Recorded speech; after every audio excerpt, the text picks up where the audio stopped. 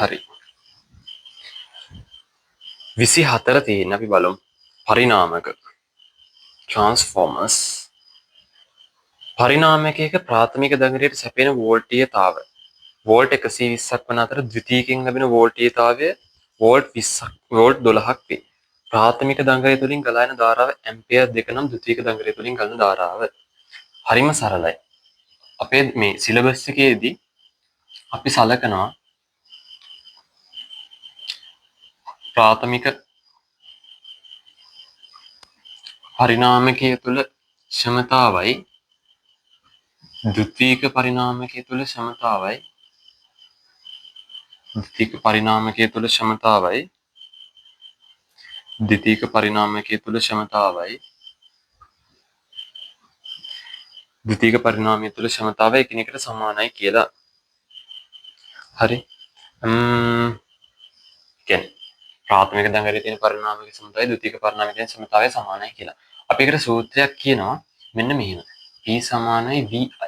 ඒක අපි සාමාන්‍යයෙන් ගත්තේ මේ ක්ෂමතාව හොයන සමීකරණය. ඒ කියන්නේ සූත්‍රය. හරිද? V කියන්නේ වෝල්ටීයතාව, I කියන්නේ ධාරාව. එහෙනම් අපි මෙන්න මෙතන ඒ කියන්නේ මෙහෙමනේ.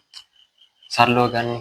ක්ෂමතා දෙක සමානයිනේ. මේ ප්‍රාථමික දඟලේ තියෙන පරිණාමකයේ ක්ෂමතාවයි ද්විතීයික පරිණාමයක තියෙන ක්ෂමතාවයි සමානයි කියලා අපි කිව්වා.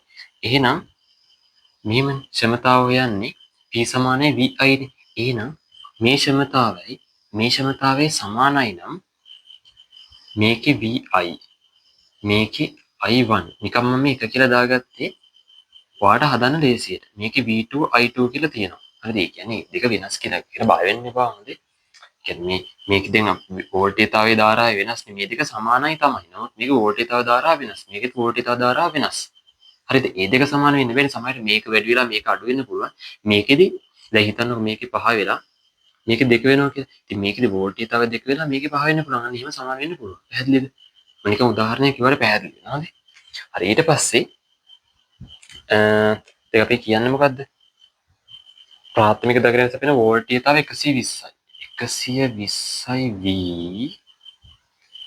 එක කියලා දාමුකෝ දැන්. ධාරාවක් දෙනවද අපිට? ද්විතීයිකයෙන් ලැබෙන වෝල්ටීයතාවය හරි ප්‍රාථමික දඟලයෙන් ගලා යන ධාරාව 2 ඇම්පියර් කියලා දෙනවා. ද්විතීයිකයේ වෝල්ටීයතාව දෙනවා අපිට 12යි වෝල්ට් කියලා. ඉතින් අපෙන් අහන්නේ ධාරාවනේ. ඉතින් මේක ආදේශ කරලා සරලව උත්තරේ ගන්න පුළුවන්. අපිට හරිම සරලයි. 12 1යි මේකේ 10යි 20යි ධාරාව ඇම්පියර් 20යි. 20 තියෙනනේ උත්තරේ. හරි උත්තරේ 4.